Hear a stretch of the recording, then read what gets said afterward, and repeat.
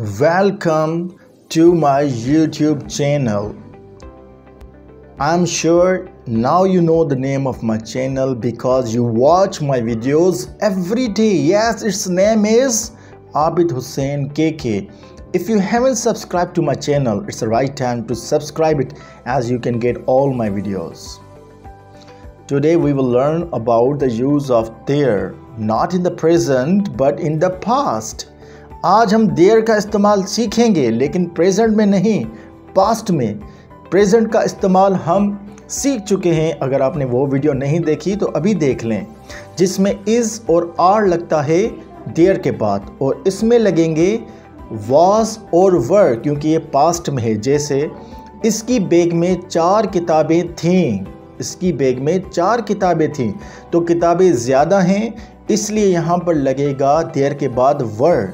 जैसे there were 4 books in his bag, इसकी bag में 4 किताबें थीं। देयर वर, तो यहाँ पे लगा वर। नेक्स्ट सेंटेंस पे गौर करें, मेरी जेब में एक मोबाइल थी इन द पास्ट। अब एक मोबाइल थी इसलिए देयर के बाद लगेगा वाज। जैसे इसका लिखेंगे sentence, there was a mobile in my pocket. मेरी जेब में एक मोबाइल थी, क्योंकि एक थी इसलिए यहाँ पर वाज लगेगा। नेक्स्ट, हमारे घर में एक टीवी थी इन द पास्ट, तो इसकी ट्रांसलेशन लिखेंगे हम, there was a TV in our house. हमारे घर में एक टीवी थी, देयर वाज, एक थी इसलिए वाज लगा देयर के बाद। Well done. नेक्स्ट, इसके हाथ में पत्थर था, एक था तो यहाँ पे लगेगा देयर के बाद was. There was a stone in his hand. इसके हाथ में पत्थर था, there was इसलिए लगा क्योंकि एक था। मेरे घर एक चोर था, एक था तो इसलिए यहाँ पर भी was लगेगा। जैसे there was a thief in my house. मेरे घर में एक चोर था, there was a thief in my house. Next is, table पर एक गिलास था, टेबल पर एक गिलास था, इसकी ट्रांसलेशन होगी, there was a glass on the table. On इसलिए किसी चीज़ पर कोई चीज़ हो तो उस पर ऑन लगता है। Well done. Now the negative of their but in the past not in present. Past में देयर के जुमलों को नेगेटिव किस तरीके से बनाया जाए। नेगेटिव का मतलब अब आपको समझ में आ गया होगा कि हेल्पिंग वर्ब के बाद नॉट लगाना है। जैसे हमारे घर में एक कुत्ता नहीं था। अब एक कुत्ता नहीं था तो इसका मतलब ये नेगेटिव सेंटेंस है। इसकी ट्रांसलेशन लिखेंगे हम, there was not a dog in our house.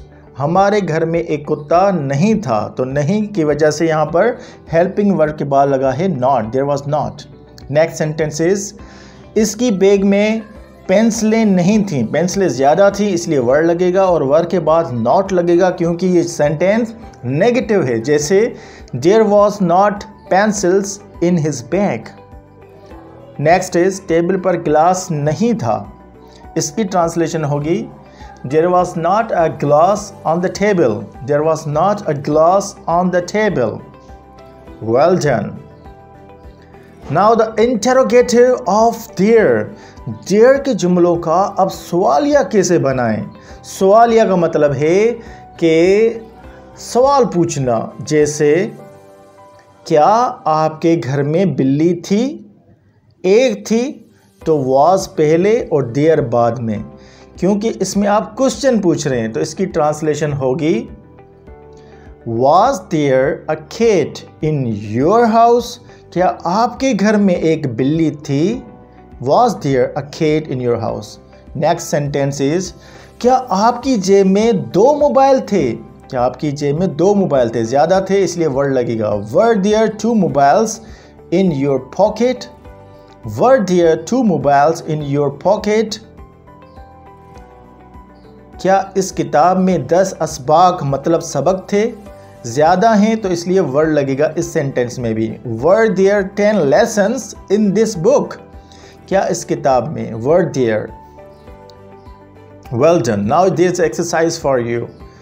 Now you have to translate and write the translation of all the sentences in the comment box. The translation you have to translate into Urdu.